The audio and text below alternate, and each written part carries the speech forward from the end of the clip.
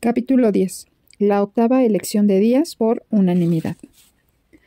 Con objeto de que el lector pueda apreciar por completo el hecho de que el reinado político del terror establecido por Díaz hace 34 años continúa en auge hasta el día de hoy, se dedica este capítulo a relatar la llamada campaña presidencial que terminó el 26 de junio de 1910, con la octava, entre comillas, elección por unanimidad del presidente Díaz.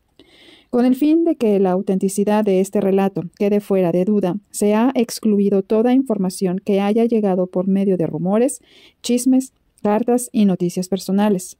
Todo, excepto lo publicado en la prensa como noticias corrientes. En muy pocos casos, sin embargo, la prensa es opuesta al régimen del general Díaz. Casi toda lo favorece. Por lo tanto, si hay errores en sus noticias, se puede suponer que la verdad se ha escatimado más que exagerado.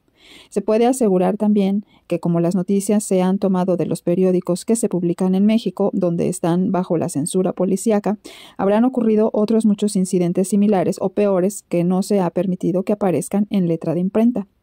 Antes de anotar tales datos, permítasenos insistir una vez más en el hecho de que el presidente Díaz se ha mantenido a la cabeza del gobierno mexicano por más de una generación. A fines de 1876, hace cerca de 34 años, encabezó una revolución personalista y condujo un ejército hasta la Ciudad de México, en donde se proclamó presidente provisional. Poco después, convocó a unas llamadas elecciones y anunció que el pueblo lo había elegido como presidente constitucional por unanimidad. En 1880 cedió el gobierno a su amigo, Manuel González, quien fue elegido por unanimidad. González reinstaló a Díaz en 1884, después de una tercera votación unánime. Después de 1884, Díaz fue reelegido por unanimidad, cada 4 años durante 20, hasta 1904, en que el periodo presidencial se alargó a 6 años, y por séptima vez fue elegido por unanimidad. Finalmente, el 10 de julio de 1910, Díaz resultó elegido presidente de México por octava vez. La campaña presidencial mexicana que acaba de terminar, si se puede llamar así, se inició de hecho desde marzo de 1908. En esa fecha, a través de James Krillman y del Persons Magazine, el presidente anunció al mundo, primero, que por ningún motivo consentiría en aceptar un nuevo periodo, y segundo, que le agradaría transferir personalmente el poder gubernamental a una organización democrática. Según el señor Krillman, sus palabras fueron estas: no importa lo que digan mis amigos y simpatizadores, me retiraré cuando el presente periodo termine y no volveré a ocupar el puesto otra vez. Para entonces tendré 80 años. He esperado con paciencia el día en que el pueblo de la República Mexicana estuviera preparado para elegir y cambiar su gobierno en cada elección, sin peligro de revoluciones armadas, sin perjudicar el crédito nacional y sin perturbar el progreso del país. Creo que ese día ha llegado. Será bienvenido un partido de oposición en la República Mexicana. Si aparece, lo consideraré como una bendición y no un mal. Y si puede desarrollar su poder no para explotar, sino para gobernar, estaré a su lado, lo apoyaré, le ofreceré mis consejos y me olvidaré de mí mismo al iniciarse con éxito en el país un gobierno democrático por completo. La entrevista fue reproducida por casi todos los periódicos de México y causó profunda sensación. No es exagerado decir que todo el país, fuera de los círculos oficiales, se entusiasmó con la noticia. La nación le tomó la palabra al general Díaz e inmediatamente comenzó una viva pero comedida discusión, no solo sobre los varios posibles candidatos a la presidencia, sino también sobre incontables asuntos relativos al gobierno popular. Se escribieron libros y folletos sugiriendo a Díaz que se inmortalizara como un segundo Washington y cediera el gobierno a su pueblo, cuando podía muy fácilmente retener el poder supremo hasta su muerte. Pero en lo más acalorado de la discusión se corrió con reserva la voz de que no era definitiva la promesa del presidente de retirarse al final del periodo. Para demostrar cuán completamente el gobierno tenía controlada la libertad de palabra y de prensa hasta el hecho de que, al hacerse el anuncio anterior, de inmediato dejó de discutirse sobre los posibles candidatos presidenciales para 1910. Díaz estaba tan perfectamente atrincherado en el poder que parecía casi inútil oponerse a él de modo directo. Pero el pueblo recordaba la otra declaración formulada por el presidente y de la cual éste no se había retractado todavía, es decir, que sería bienvenido un movimiento de oposición. La declaración de que apoyaría un movimiento en este sentido parecía una paradoja, de modo que los hombres inteligentes del elemento progresista se unieron para proyectar un movimiento que, sin estar en oposición directa contra Díaz, pudiera abrir a la vez una brecha hacia la democracia. El plan consistió en recomendar al presidente Díaz retener su puesto y, al mismo tiempo, pedirle que permitiera al país elegir con libertad un vicepresidente, para que, en caso de que falleciera durante el próximo periodo, el sucesor pudiera estar más de acuerdo con los deseos y ambiciones del pueblo. El silencio con el que el presidente Díaz recibió la publicación de este plan se tomó como consentimiento. En consecuencia, empezó extensa agitación. Se organizaron clubes, hubo discusiones públicas y debates en los periódicos, todo lo cual podía muy bien tomarse como prueba de que el presidente tenía razón cuando declaraba que el pueblo mexicano estaba, por fin, preparado para gozar de las bendiciones de una verdadera república. Según el señor Barrón, en una entrevista publicada en el New York World, en poco tiempo se habían organizado no menos de 500 clubes, los cuales en enero de 1909 celebraron una convención en la capital, formaron un organismo central conocido como Club Central Democrático, eligieron funcionarios y adoptaron una plataforma, cuyos principales puntos eran los siguientes. Número 1. Abolición de los jefes políticos y transferencia de las facultades de estos a las juntas municipales. Número 2. Ampliación de la educación primaria. Número 3. Promulgación de leyes electorales que establecieran el ejercicio del sufragio sobre una base mixta de educación y posesión de bienes. Número 4. Mayor libertad de prensa. Número 5. Cumplimiento más estricto de las leyes de reforma. Número 6. Mayor respeto para la vida y la libertad humanas y una administración de justicia más efectiva.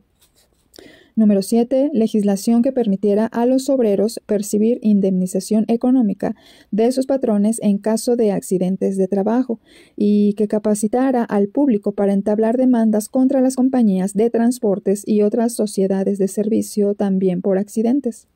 Número 8. Leyes agrarias para impulsar la agricultura. Los funcionarios elegidos para encabezar el nuevo partido fueron 4 brillantes y jóvenes diputados. Benito Juárez hijo, presidente. Manuel Calero, vicepresidente. Diodoro Batalla, secretario. Jesús Urueta, tesorero. El 2 de abril se efectuó la convención del Club Reeleccionista, organismo compuesto en su totalidad por funcionarios del gobierno, designados por Díaz, y postuló la reelección del general Díaz y la de su vicepresidente Ramón Corral. Poco después, de acuerdo con su plan original, el Partido Demócrata propuso también la reelección del presidente Díaz, pero nombró candidato para vicepresidente al general Bernardo Reyes, gobernador de Nuevo León. Véase cuál era la situación general. Existía un partido compuesto por elementos de los más cultos, más inteligentes y más progresistas del país. Su programa demuestra que sus demandas eran moderadas en exceso. Había nacido bajo la promesa pública del general Díaz de que permitiría su funcionamiento. Para asegurar su existencia y ponerse a salvo de la persecución, el partido había colocado al general Díaz a la cabeza de su planilla. Por último, la campaña que inició fue muy atemperada y respetuosa. No hubo llamado a las armas, no hubo conato de rebelión o revolución en ninguna forma. Las críticas de las instituciones existentes se expusieron con estudiado cuidado y calma. Además, el general Díaz era elogiado y se pedía al pueblo que votase por él, pero con el general Reyes como vicepresidente. No pasó mucho tiempo sin que resaltara el hecho de que, en caso de haber elección, Reyes triunfaría sobre Corral por una gran mayoría. Antiguos enemigos de Reyes se pronunciaron en su favor, no porque lo quisieran, sino porque el movimiento que lo apoyaba ofrecía una promesa de que México podría autogobernarse en alguna medida. Tan pronto como la popularidad del Partido Democrático se hizo evidente, el general Díaz actuó para destruirlo. A pesar del orden que prevalecía en sus asambleas, a pesar de la moderación de sus periódicos, a pesar de que se observaran las leyes con escrupulosidad, a pesar de que Díaz había prometido darle apoyo y consejo como partido de oposición. El primer movimiento abierto de Díaz contra el Partido Democrático consistió en cortar en flor la propaganda en favor de Reyes que había comenzado en el ejército. Relegó en remotas partes del país a una docena de oficiales que habían manifestado simpatías por la candidatura de Reyes. Esta acción de Díaz se ha defendido sobre la base de que tenía perfecto derecho a prohibir a los miembros del ejército de funciones políticas. Pero el presidente del club reeleccionista también era oficial del ejército y gran cantidad de militares se dedicaban abierta y activamente a la campaña en favor de Corral. Así pues, parece que se procedió contra los militares reyistas porque apoyaban a Reyes más que por ser militares. El capitán Rubén Morales, uno de los oficiales castigados, había aceptado la vicepresidencia de un club reyista y se le ordenó renunciar al club o renunciar al ejército. Pidió su baja, pero esta no le fue aceptada y se le envió al territorio de Quintana Roo. De los oficiales afectados, 8 fueron enviados a Sonora en campaña contra los indios yaquis. La relegación de los militares ocurrió a fines de mayo. Poco después del incidente se procedió contra algunos dirigentes demócratas que ocupaban puestos en el gobierno. Los diputados Urueta y Lerdo de Tejada, hijo, y el senador José López Portillo fueron de los primeros a quienes se privó de sus puestos. Los estudiantes de las Escuelas Nacionales de Jurisprudencia, Minería, Medicina y Preparatoria de la Ciudad de México fueron alentados para que formasen un club en favor de la candidatura de Corral. Pero cuando los estudiantes de las escuelas de leyes y medicina del estado de Jalisco formaron un club para apoyar la candidatura de Reyes, el gobierno les ordenó abandonar sus actividades políticas o dejar las escuelas. Ellos designaron una comisión para pedir a Díaz juego limpio, pero este no les hizo caso y renovó la amenaza de expulsión, con el resultado de que fueron expulsados tantos estudiantes de las escuelas de Jalisco que éstas tuvieron que cerrar por falta de alumnos. En julio, un comité reeleccionista de la Ciudad de México efectuó un mitin en favor de Corral en el Teatro Degollado de Guadalajara, capital de Jalisco, con un auditorio compuesto, en gran parte, por estudiantes demócratas que sisearon a uno de los oradores. En vista de ello, algunas patrullas de policía que estaban preparadas recibieron órdenes de que hicieran desalojar el edificio y la plaza. Esto se cumplió a la manera mexicana, con sables, cachiporras y pistolas. Las cifras de muertos, heridos y encarcelados no fueron dadas a conocer por las autoridades, pero todas las noticias de los periódicos de aquel tiempo convienen en que hubo muertos y heridos, así como encarcelados. Los cálculos más altos mencionaban 12 muertos, 35 gravemente heridos y 1,000 detenidos. Después de tales sucesos, Guadalajara se llenó de tropas federales y del Estado. Se llamó rápidamente de Quintana Roo al general Ignacio Bravo, conocido como el más despiadado jefe en todo el ejército mexicano, para reemplazar de modo temporal al jefe de la zona militar. Como resultado, toda expresión política de los demócratas fue ahogada con mano de hierro. Entre los jefes prominentes del movimiento democrático en Guadalajara, que sufrieron persecuciones en esa época, figuraba Ambrosio Ulloa, ingeniero y abogado, fundador de una escuela de ingenieros y director de la compañía harinera La Corona. Era presidente del Club Reyista de Guadalajara. Surgió la teoría de que el club, en cierto modo, había sido responsable del llamado desorden estudiantil y una semana después de los acontecimientos, Ulloa fue enviado a la cárcel y encerrado bajo el cargo de sedición. Durante la represión del movimiento estudiantil de Guadalajara, se habló por lo menos de un caso de ley fuga aplicada en esa ciudad. La víctima fue Guillermo de la Peña, antiguo estudiante del Christian Brothers College de St. Louis, Estados Unidos, y también de la Universidad del Estado de Ohio de ese país. Los periódicos de St. Louis informaron sobre el caso y la noticia fue divulgada por medio de la Associated Press.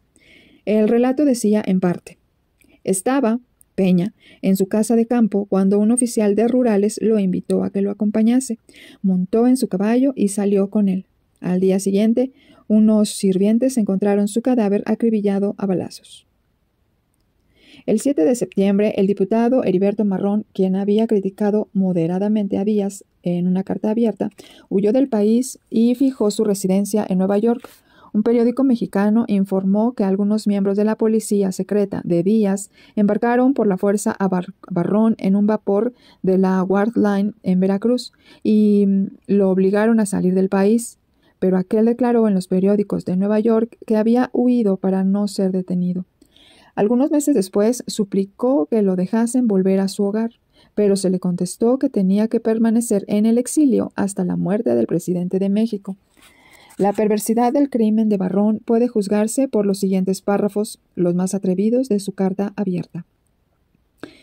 En la velada a que he aludido, cuando los oradores pronunciaron su nombre, el de Díaz, fue recibido con unánimes silbidos y señales de desaprobación. Durante la función ofrecida en el teatro principal para ayudar a las víctimas de Guerrero, todo el auditorio mantuvo un siniestro silencio a la llegada de usted. El mismo silencio hubo cuando usted se marchó.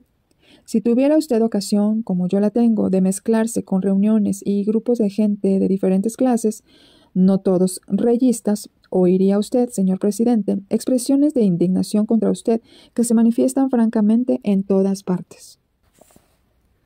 Dentro de los 10 días siguientes a la deportación de Barrón, un residente extranjero, Frederick Palmer, inglés, fue encarcelado en Belén. Se le negó la libertad bajo fianza, estuvo incomunicado por varios días y al fin se le sentenció a 1 mes de prisión. Su gran delito fue decir que Díaz había sido ya presidente de México demasiado tiempo. El 28 de julio, Celso Cortés, vicepresidente del Club Reyista Central de la Ciudad de México, fue detenido en Belén por haber pronunciado un discurso en el club criticando a los miembros del gabinete de Díaz. Después siguió una larga lista de arrestos de miembros del movimiento demócrata en todo el país. En general, eran acusados de sedición, pero nunca se presentaron pruebas para demostrarla en la forma que la entienden los norteamericanos. En este movimiento no hubo intentos de rebelión armada o de violación de las leyes existentes. Todavía no he sabido de ningún caso en que hubiera habido motivo razonable para la detención. A muchos de los arrestados se les mantuvo encerrados durante meses y algunos otros fueron sentenciados a largas condenas. La cantidad de los perseguidos en esta forma es incierta, pero solo aparecen en la prensa mexicana los casos más notables. Algunos de los que se han publicado son los siguientes. En agosto fue detenido con otras personas José Ignacio Rebollar, secretario del Club Reyista de Torreón, por concurrir a una serenata que se daba al gobernador del estado y tratar de hacer prosélitos para la causa de Reyes. El 1 de agosto de 1909, un batallón de rurales interrumpió un mitin de reyistas en Silao y llevó a la cárcel a muchos de ellos. En noviembre de 1909, Manuel Martínez de Arredondo, rico agricultor, su sobrino Francisco de Arredondo, 4 abogados, Pedro Reguera, Antonio Juárez, Enrique Recio y Juan Barrera, así como Marcos Valencia, Amado Cárdenas, Francisco Vidal y otros, fueron encarcelados por tratar de efectuar un mitin reyista en Mérida, Yucatán. Varios de ellos estuvieron detenidos por más de 6 meses. En enero de 1910, el abogado Francisco Escobar, miembro de la legislatura del estado de Campeche, fue detenido por distribuir volantes que anunciaban un mitin de reyistas. El 7 de diciembre de 1909, José López Portillo y Rojas, prominente reyista de la Ciudad de México, fue encerrado en Belén por una acusación infundada. Algunos meses más tarde se informó que todavía estaba allí y que iba a ser sentenciado a 9 años de prisión. El 26 de enero de 1910, algunos demócratas celebraron un mitin en la Alameda de la Ciudad de México, presidido por el doctor Manuel Espinosa de los Monteros, presidente del Club Central Reyista. Don Enrique García de la Cadena y Ancona pronunció un patriótico discurso. La policía disolvió el mitin y aprehendió a García de la Cadena y a Espinosa de los Monteros bajo el cargo de sedición. Cuando estas líneas eran escritas, se anunció que ambos serían enviados a cumplir largas condenas en la colonia penal de las Islas Marías, en el Pacífico. Durante los meses transcurridos después del intento de presentar un candidato contra el vicepresidente Corral, los demócratas trataron de fortalecer su posición tomando parte en algunas, entre comillas, elecciones estatales y locales. Como resultado, hubo muchas aprehensiones, varias matanzas perpetradas por las tropas y por las autoridades locales. En Petape, Oaxaca, el 25 Batallón de Regulares disparó sobre un grupo de oposicionistas y mató a varios. Fueron encarcelados 70 de ese grupo. En Tepames, Colima, hubo muchos fusilamientos. Se dice que cuando la cárcel ya estaba llena, las autoridades sacaron a varios de los prisioneros. Les obligaron a cavar sus propias tumbas y los fusilaron de manera que cayeran en las zanjas abiertas. En Tehuitzingo, Puebla, en el mes de abril, se anunció que habían sido ejecutados, sin formación de causa, 16 ciudadanos y que muchos otros habían sido condenados a 20 años de reclusión en la fortaleza de San Juan de Ulúa. En Mérida, Yucatán, se colocaron en las casillas electorales tropas federales y se detuvo gran cantidad de demócratas. En el estado de Morelos, en febrero de 1909, los demócratas intentaron elegir como gobernador a Patricio Leiva, oponente de Pablo Escandón, un propietario de esclavos a quien Díaz había designado para ocupar el puesto. Por aceptar la candidatura demócrata, Leiva fue cesado como inspector de riesgos de la Secretaría de Fomento. El presidente y vicepresidente del Club Sufragio Libre de Jojutla y los funcionarios de un club semejante en Tlaquiltenango, así como otros muchos, fueron encarcelados acusados de sedición, y se informa que las autoridades han matado a varios. La policía, que se hallaba en posesión de las casillas electorales, impidió votar a muchos ciudadanos. Al final, la elección fue falsificada en favor de Escandón, quien llegó a ser gobernador. En julio de 1909 hubo muchas detenciones en el fuerte Sinaloa y el pueblo fue ocupado por los rurales federales. En enero de 1910, 16 hombres que habían sido aprehendidos antes bajo la sospecha de estar confabulados contra el gobernador en Viesca fueron sentenciados a muerte. La Suprema Corte de México confirmó la sentencia de fusilamiento. Mientras sucedían tales incidentes, también se manejaba la situación de la prensa. El gobierno compraba o subsidiaba a los periódicos o los suprimía. Entre 30 o 40 publicaciones diarias y semanarias que sostenían la causa del Partido Demócrata, no se sabe de una sola que no fuera obligada a suspender sus ediciones. A pesar del cuidado que ponían en sus artículos, no se les permitió trabajar. La mayoría de sus directores fueron detenidos y las imprentas incautadas. En 16 de abril de 1909, Antonio Duch, director de La Tierra, de Mérida, Yucatán, fue llevado por la policía secreta mexicana a bordo de un barco en Veracruz y obligado a dejar el país acusado de ser un extranjero pernicioso. Su periódico fue suprimido. En 15 de julio de 1909, Francisco Navarro, director de La Libertad, órgano del Club Demócrata de Guadalajara, fue hecho prisionero por censurar el uso de los sables contra los estudiantes reyistas. Se impidió la publicación del periódico, se clausuró la oficina, se puso en ella a un gendarme de guardia y se anunció oficialmente que si se hacía intento de imprimir el periódico en otro taller, también éste sería clausurado. En 3 de agosto de 1909, Félix Vera, corresponsal en México de los periódicos demócratas de Guadalajara, fue llevado a la cárcel de Belén, donde permanece actualmente, sin que hasta ahora se haya instruido proceso en su contra. En octubre de 1909, Manuel M. Oviedo, director de La Hoja Suelta y presidente del Club Antirreeleccionista de Torreón, fue encarcelado y su periódico fue suprimido. Se procedió en su contra por el supuesto delito de abogar por una elección justa en el Estado después del retiro forzoso del gobernador Cárdenas.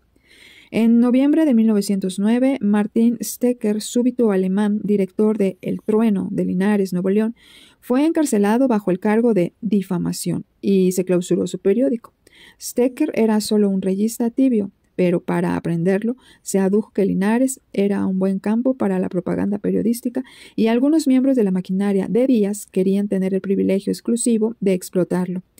Poco antes de la supresión de El Trueno, el gobernador Reyes había sido desterrado y sus amigos destituidos del gobierno municipal de Linares. En noviembre de 1909, el gobierno suprimió la revista de Mérida, en Yucatán, y el director Menéndez y otros escritores fueron encarcelados y acusados de sedición.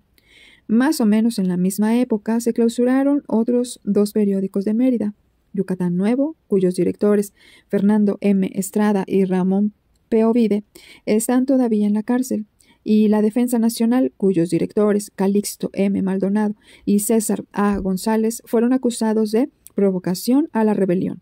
Las pruebas presentadas contra ellos ante el tribunal consistieron en copias de una circular del Club Nacional Antirreeleccionista que ellos repartían entre sus amigos.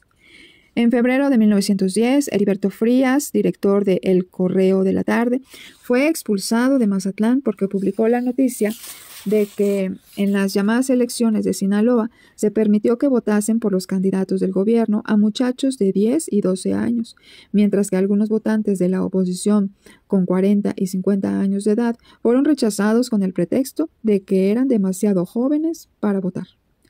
En octubre de 1909, Alfonso B. Peniche, director de la Redención de la Ciudad de México, fue detenido por difamar a un empleado oficial de baja categoría.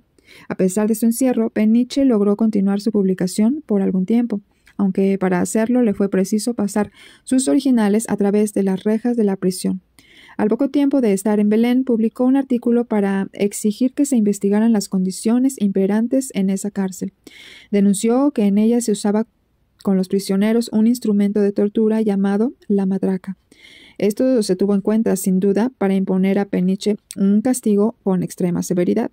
Después de permanecer 5 meses en Belén, se le sentenció a 4 años de prisión en la colonia penal de las Islas Marías. Es indudable que la acusación contra Peniche fue solo un subterfugio para quitarle de un medio. La historia de su difamación, según México Nuevo, el diario democrático más conservador, era esta. En su periódico Redención, ahora suspendido, publicó una declaración firmada por varios comerciantes, donde se formulaban cargos contra un recaudador de contribuciones del Distrito Federal relacionados con actos cometidos en el cumplimiento de su misión. La Oficina de Impuestos intervino en el asunto y ordenó una investigación. Como resultado, los cargos fueron comprobados y el recaudador fue cesado por la Secretaría de Hacienda con la aprobación del presidente de la República, por no merecer la confianza del gobierno. Además, se le consignó ante el juez primero de distrito para que se investigara el supuesto fraude a la tesorería. Esta investigación se halla ahora pendiente. Si tal era el caso, había muchas razones para suponer que Peniche, al publicar la acusación, obraba en interés público y no cometía delito alguno, pero se le procesó por difamación, delito aún más grave que la calumnia.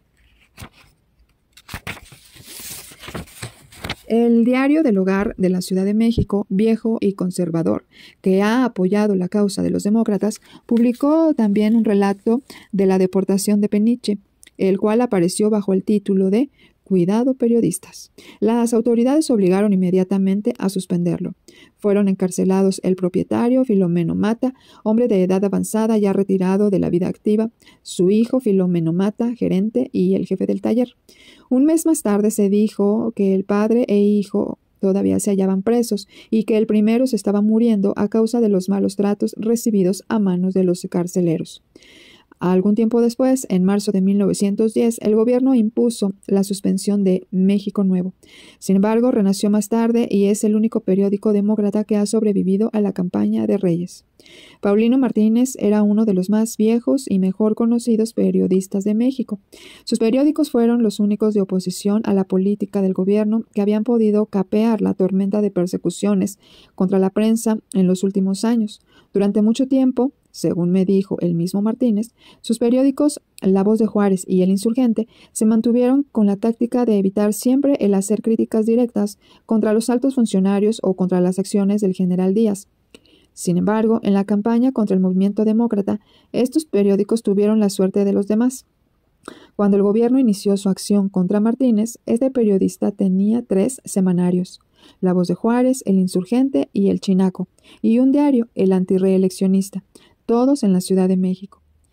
El primer golpe cayó sobre La Voz de Juárez, que fue suspendido, y la imprenta confiscada el 3 de agosto de 1909. Se acusó al semanario de calumniar al ejército. La policía buscó a Martínez sin encontrarlo. Los empleados inferiores de la imprenta fueron encarcelados y se anunció que ésta se pondría en venta. El 3 de septiembre, la policía secreta allanó las oficinas de El Insurgente y El Chinaco, también las del Paladín, semanario publicado por Ramón Álvarez Soto. Los agentes se apoderaron de las matrices de las 3 publicaciones y las llevaron a las oficinas de la policía secreta como pruebas del delito, entre comillas. Fueron detenidos Álvarez Soto, Joaquín Piña, gerente de El Chinaco, Joaquín Fernando Bustillos, 5 impresores, 2 empleados y la señora de Martínez. Después de 5 días, los reporteros y los impresores fueron puestos en libertad, pero a la señora de Martínez y a Enrique Patiño, miembro del personal de El Paladín, quien había sido detenido después, fueron retenidos bajo el cargo de sedición, entre comillas. El antirreeleccionista, último de los periódicos de Martínez, sucumbió el 28 de septiembre. Sus oficinas fueron clausuradas, sus talleres decomisados y sellados por el juzgado. 22 empleados que se hallaban en las oficinas fueron detenidos por sedición. Eran ellos 3 directivos del periódico, un reportero, 15 cajistas y 3 muchachas encuadernadoras. No se sabe cuánto tiempo permanecieron en prisión esas 22 personas, pero 6 meses más tarde leí la noticia de que por lo menos uno de los colaboradores de Martínez, Félix F. Pallavicini, estaba todavía en la cárcel. La señora de Martínez siguió detenida durante varios meses. Su esposo logró escapar a los Estados Unidos y cuando ella se le unió, ninguno de los dos tenía un solo centavo. Por cierto, la señora de Martínez había nacido en los Estados Unidos. Lo más notable de esa represión fue el trato que recibió el candidato del Partido Demócrata, general Bernardo Reyes, gobernador del estado de Nuevo León. Resulta aún más sorprendente ese trato si se tiene en cuenta que el general Reyes nunca aceptó su postulación y la rechazó en 4 ocasiones. Además, durante los meses en que llovieron calamidades sobre él y sus amigos, nunca dijo una palabra ni alzó un dedo que pudiera interpretarse como ofensa al presidente Díaz, al vicepresidente Corral o a cualquiera de los miembros del gobierno de Díaz. El gobierno trató de crear la impresión de que el candidato de los demócratas estaba a punto de iniciar una rebelión armada, pero no existe la menor prueba de ello. Como candidato, el general Reyes no satisfacía por completo el ideal de los dirigentes del movimiento demócrata, porque no había sido antes, en ninguna forma, campeón de los principios democráticos. Sin duda fue designado, como expresó un órgano del gobierno, porque se creía que podría, entre comillas, dirigir la orquesta. Reyes era una figura con fuerza militar y se requería un personaje así para atraer al pueblo cuyos temores eran grandes. Por esta razón, los jefes demócratas le entregaron su fe e iniciaron la campaña en el supuesto de que Reyes aceptaría su postulación cuando comprobara que el pueblo estaba unánimemente de su parte. Los demócratas se equivocaron en esto. Reyes prefirió no dirigir la orquesta. Después de rechazar públicamente 4 veces su candidatura, se retiró a su residencia campestre y ahí esperó a que pasara la tormenta. Se puso fuera de contacto con sus partidarios y con el mundo y no hizo el menor movimiento que pudiera ofender al gobierno. Y, sin embargo, ¿qué le sucedió a Reyes? Díaz lo depuso como jefe de la zona militar con sede en Monterrey y colocó en el mando al general Treviño, enemigo personal de Reyes. El sustituto marchó hacia Nuevo León a la cabeza de un ejército. En su camino se detuvo en Saltillo, donde mediante un despliegue de fuerza provocó una dimisión del gobernador Cárdenas de Coahuila, tan solo porque éste era amigo de Reyes.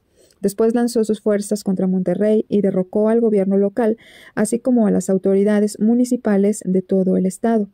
Díaz ordenó que se impusiera una multa de $330,000 a los socios financieros de Reyes con el objeto de aplicarles, también a ellos, un golpe económico aplastante. Treviño sitió a Reyes en su residencia de la montaña y lo obligó a regresar virtualmente prisionero para que presentara su dimisión. Por último, se le envió fuera del país con una supuesta misión militar en Europa, pero en realidad desterrado de su patria por 2 años o más, según decidiera el dictador. Así pereció el reyismo, como los periódicos del gobierno denominaban despectivamente a la oposición. El movimiento democrático se vio desmoralizado por algún tiempo. El gobierno, sin duda, creyó que el final de Reyes significaba el del movimiento democrático, pero no fue así. Las ambiciones democráticas del pueblo se habían elevado en tal forma que no podían ser anuladas. En vez de intimidar al pueblo, tanto el destierro de Reyes como los actos de fuerza que lo precedieron solo sirvieron para que el pueblo formulara con más energía sus demandas. Del atrevimiento de nombrar candidato solo para la vicepresidencia, se pasó a designar candidato para la presidencia. El partido que apenas era de oposición se convertía en un verdadero partido de oposición. Encontró su nuevo jefe en Francisco I. Madero, un distinguido ciudadano de Coahuila, miembro de una de las más antiguas y respetadas familias de México. Los Madero nunca se habían mezclado en la política de Díaz. Eran agricultores ricos, bien educados, cultos y progresistas. El primer interés notable que demostró Madero por la democracia fue en su libro La sucesión presidencial, que publicó en 1908. Este libro es una bien pensada pero tibia crítica al régimen de Díaz, donde se termina por recomendar al pueblo que insista en el derecho de tomar parte en las elecciones en 1910. Se dice que el libro de Madero fue retirado de la circulación, pero después de haber sido muy difundido. De este modo, su influencia fue muy grande, sin duda, en el impulso inicial para formar un partido demócrata. Una vez que fue lanzada la candidatura de Reyes, Madero viajó por el país en su propio automóvil para pronunciar discursos en reuniones públicas. No hacía propaganda de esa candidatura, sino que se limitaba principalmente a propagar los elementos del gobierno popular. La deportación de Reyes no detuvo la campaña oratoria de Madero. Antes que finalizara 1909, se anunció que los clubes demócratas y reyistas se reorganizaban como clubes antirreeleccionistas y que se efectuaría una convención nacional en la que se organizaría el partido antirreeleccionista y se designarían candidatos a la presidencia y a la vicepresidencia de la República. La convención se efectuó a mediados de abril de 1910. Se designó a Madero como candidato a la presidencia y al doctor Francisco Vázquez Gómez para la vicepresidencia. Los elementos dispersos de la interrumpida campaña anterior se unieron de nuevo, y Madero, con algunos otros dirigentes de los clubes democráticos que habían salido de la cárcel, siguieron pronunciando discursos con la misma táctica de criticar solo ligeramente al gobierno y de no alentar alteraciones de la paz. El resultado fue instantáneo. La nación se encontró de nuevo entusiasmada con la idea de poder ejercer realmente su derecho constitucional al sufragio. Si el movimiento hubiera sido de escasa importancia, se le habría dejado seguir y extinguirse, pero por el contrario fue tremendo. En la Ciudad de México se efectuó una manifestación que ni el mismo Díaz, con todos sus poderes de coerción, habría podido organizar otra igual en su favor. Quienes participaron en ella sabían que se exponían a la persecución, a la ruina y acaso a la muerte. Sin embargo, fue tan grande la muchedumbre que los órganos del gobierno se vieron forzados a admitir que esa manifestación había sido un triunfo para los maderistas, como se llamaba a los demócratas. Antes de la convención y durante ella, la prensa de Díaz se burló de Madero, de su programa y de su partido.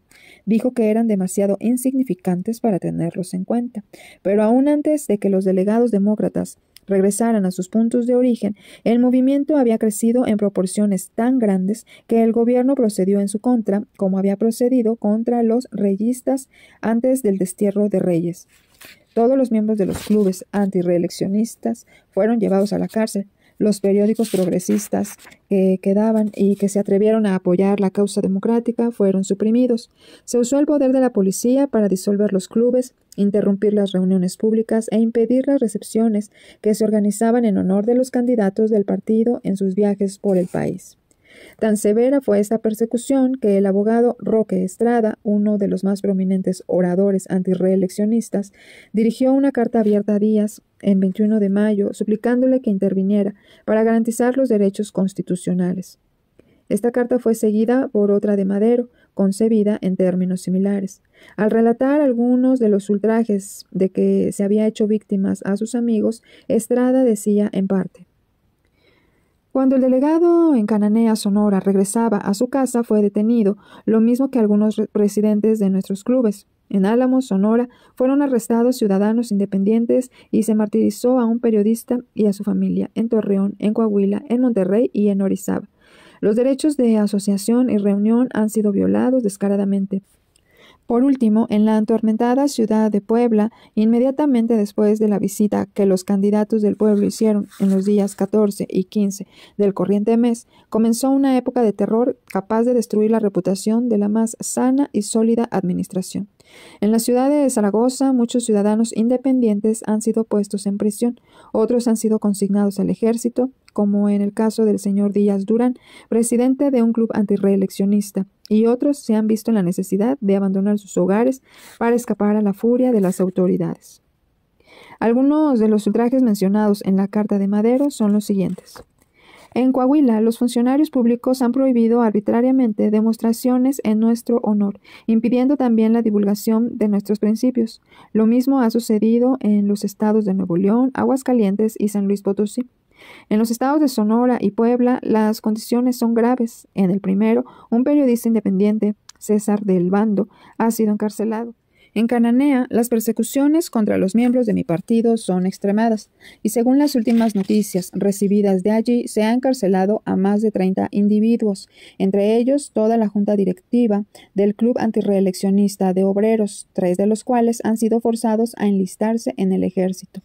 En Puebla, Atlixco y Tlaxcala, donde se han cometido indecibles abusos contra mis simpatizadores, reina intensa agitación. Las últimas noticias recibidas indican que la situación de las clases trabajadoras es desesperada, que pueden recurrir en cualquier momento a medios violentos para hacer que sus derechos sean respetados. En junio, mes de las elecciones, las condiciones llegaron a ser mucho peores. Estrada y Madero fueron detenidos en secreto durante la noche del 6 de junio. También en secreto fueron encerrados en la penitenciaría de Monterrey hasta que este hecho comenzó a conocerse y a divulgarse a voces. Entonces se especificaron los cargos contra ellos. A Estrada se le acusó de, entre comillas, sedición, y a Madero primero de proteger a Estrada para que no fuera detenido, pero poco después se desechó esa acusación para inculparlo de, entre comillas, insultos a la nación. Se le trasladó de la penitenciaría de Nuevo León a la penitenciaría de San Luis Potosí, y en esta permaneció incomunicado hasta después de las, entre comillas, elecciones. La campaña presidencial terminó entre una lluvia de informes acerca de las persecuciones del gobierno. Un mensaje digno de crédito, fechado en 9 de junio, decía que al disolver una reunión en Saltillo, poco después de conocerse la detención de Madero, la policía cargó contra la gente e hirió a más de 200 personas. Otro, fechado en 14 de junio, informó que en las ciudades de Torreón, Saltillo y Monterrey habían sido detenidas más de 100 personas bajo el cargo de, entre comillas, insultar al gobierno.